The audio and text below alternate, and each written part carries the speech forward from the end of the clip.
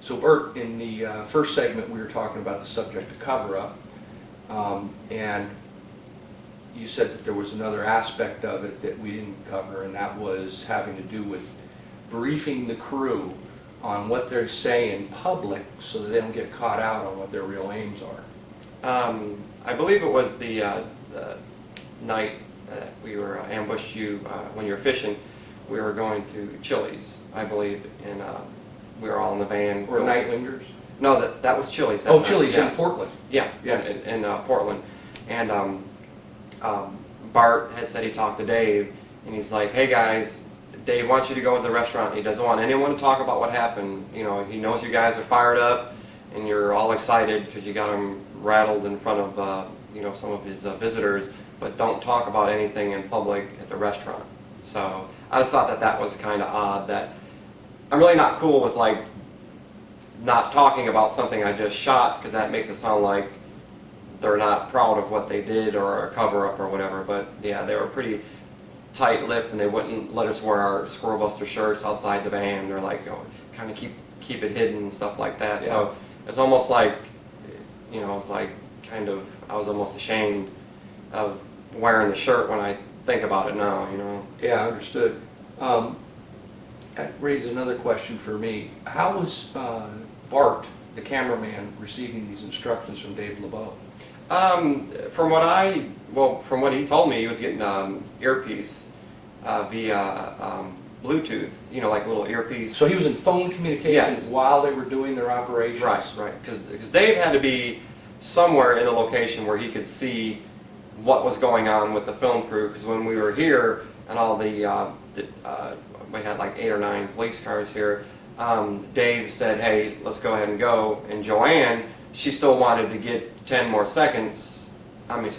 minutes of video, but Dave said to Bart, "Let's get out of here." And Bart's trying to get everybody out, and Joanne is still trying to get the interview, and she was, because I still had her microphone on to my camera, and I could hear her when she's in the van, and she was pretty pissed at Bart for shutting her down, and I had to tell her to, you know, like, earphones to tell Richard to tell her to be quiet, because I know that Bart was going to be editing this, and you know how much trouble open mics can cause. Right. But yeah, he was always instructed by Dave for what to do, when, where, how, and why. And you heard him going back and forth with Dave through his Bluetooth? Yeah. I mean, I didn't hear Dave, but I heard him say Roger. And also something we were talking about is they would also call themselves SEAL Team 6.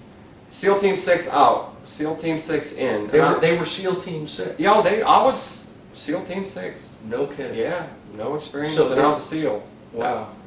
So it was sort of a paramilitary sort of ambulance, huh? Absolutely.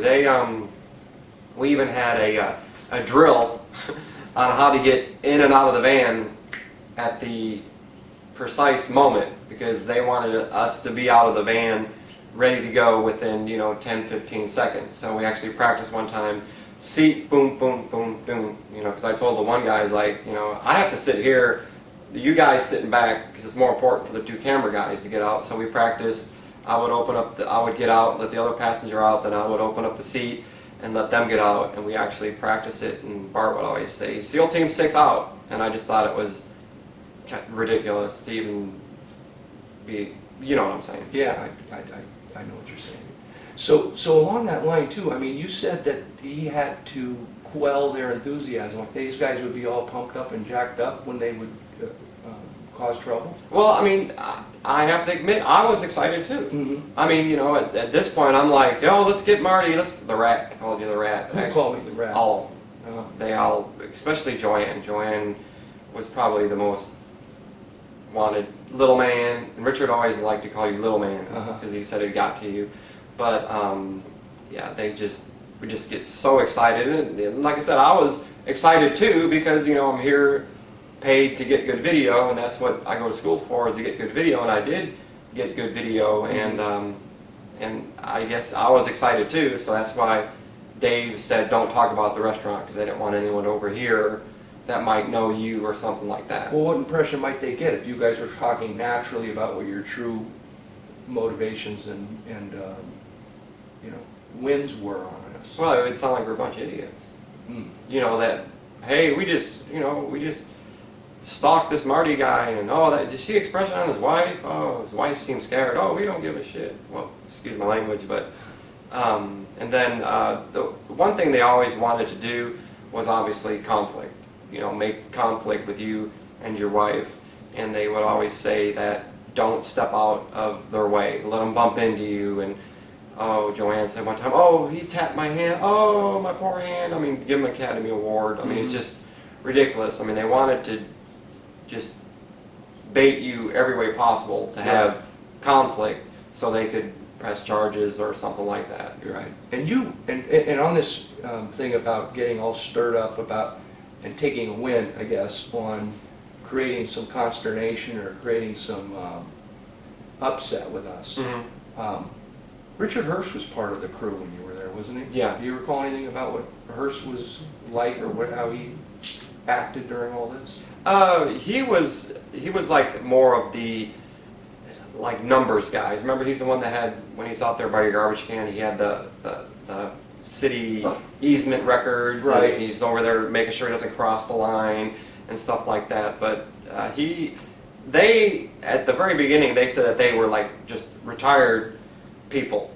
I thought they were retired Scientologists, but I mean, I don't know what they are, but they were just, I thought, in my opinion, at the end brought in their specialists to deal with you and just get your goat and find out about all the auditing and PC folders. And I mean, when they're talking about all this stuff, auditing and the PC folders, I'm like, what are they talking about? Right. I mean, it's like, it's just crazy. And then we had discussed about the war room, I guess you want to call it. And when I went into the hotel room, he had like his laptop and iPod, GPSs and constant communications with LA, and Bart was always uploading footage to LA, I guess it was, and they had maps, and he was, like we said in paper, ordering more T-shirts, because that's the new T-shirts that they had.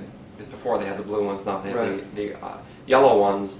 But I mean, we would kind of have it in the morning, kind of like he would tell us, okay, we're laying low right now, but might be going to the airport, he might be doing this and stuff like that, and kind of prep us to a certain extent. They kind of kept me out of like a lot of who's driving the car that's looking for you and stuff like that, but I mean, they let me in on a lot of stuff that towards the end I really didn't think I wanted to hear anymore, so I just that's when I kind of just decided to go. Gotcha. Thank you.